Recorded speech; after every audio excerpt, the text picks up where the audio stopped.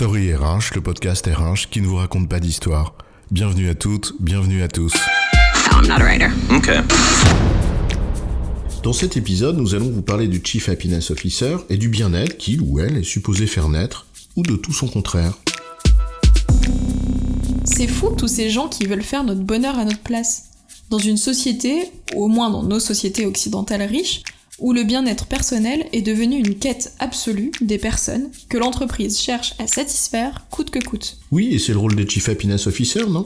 Au motif qui pourrait sembler une évidence, mais c'est là le sujet, que plus on est heureux, plus on est performant. Happy World, l'enfer, est pavé de bonnes intentions. Le Chief Happiness Officer, comme gardien du bien-être d'un collaborateur épanoui, source de performance pour lui, et surtout pour l'entreprise. Comment ne pas y adhérer ? Mais cela peut être tout son contraire. Alors, le Chief Happiness Officer, c'est quoi l'histoire ? Commençons par le début. Le CIDG, le Centre d'information et de documentation jeunesse, donc une association soutenue par l'État et destinée à informer les jeunes, nous dit qu'il ou elle a pour mission, je cite, de favoriser le bien-être au travail et d'améliorer la convivialité au sein de son entreprise. Et un petit peu plus loin, je cite, son objectif en arrière-plan, 2 points, éviter le turnover du personnel, améliorer la productivité et l'efficacité, réduire l'absentéisme des salariés. En d'autres termes, on nous dit que le CHO, qui est en fait le diminutif de Chief Happiness Officer, crée les conditions du bien-être au travail pour que les salariés s'engagent et que cela soit générateur de performance pour l'entreprise in fine. C'est une bonne intention, non ? Ah bah oui, d'un côté des personnes dont le bien-être est assuré et de l'autre une performance collective. Aucun doute que cela soit une bonne idée. Bon, on ne chouinera pas sur les multiples confusions dont le sujet est porteur. Le présupposé que ce bien-être-là est source de bonheur, c'est un raccourci un peu rapide sur ce qu'est le bonheur. Mais bon, c'est pas grave, on renverra à l'écoute des très bonnes conférences d'André Comte-Sponville sur le sujet. Oui, et sans compter qu'il n'est pas démontré, du moins à la lecture des études scientifiques, que la somme des bien-être individuels soit réellement source de performance collective. Mais soit, admettons l'idée générale sans chouigner comme tu dis. Des salariés dont le bien-être est réel ont plus de chances de contribuer à la performance collective. Admettons-le. C'est bien là le sujet. Le bien-être au travail, est-ce que cela veut dire, au fond, s'il s'agit de s'attaquer à ce que sont les sources du mal-être, pour le juguler, en traitant les causes profondes, non seulement l'intention est noble, mais elle a du sens.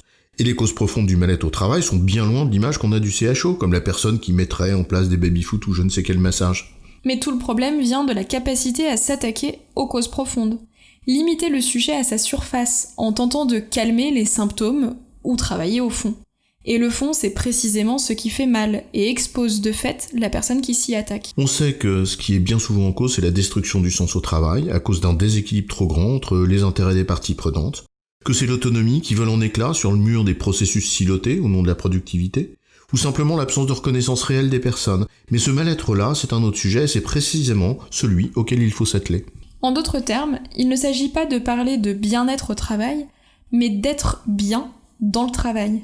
Ce que cela questionne n'est pas ce qui se passe autour du travail, mais bien le travail en lui-même, ce qu'il est devenu dans certaines entreprises. Absolument, alors le CHO qui, parce que l'expression de bonheur au travail est porteuse et qu'elle répond au fond à une appétence sociétale du moment, s'en revendique pour mieux s'attaquer à ces vrais sujets de fond, ça pose pas de problème, bien au contraire. Mais cela peut être exactement le contraire. D'abord une naïveté de personnes qui n'ont pas lu l'essentiel et qui y croient, peut-être même cyniquement manipulées par d'autres d'ailleurs. Ou, au pire, un cynisme tout à fait assumé qui s'apparente au fond à donner du pain et des jeux au peuple. Et oui, d'un côté une bonne intention qui, si elle fait preuve de lucidité et d'honnêteté dans la lecture du sujet, a tout son sens, et on ne chouinera pas sur les mots et les modes.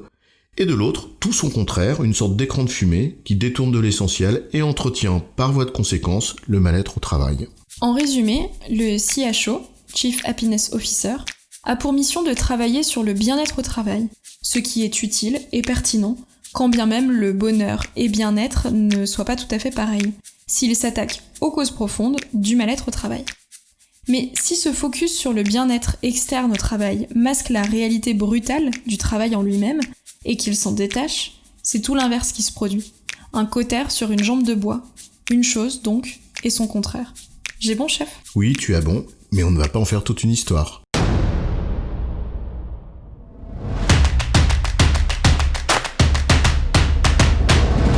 Story RH, le podcast RH qui ne vous raconte pas d'histoire. Retrouvez tous les épisodes sur storyrh.fr.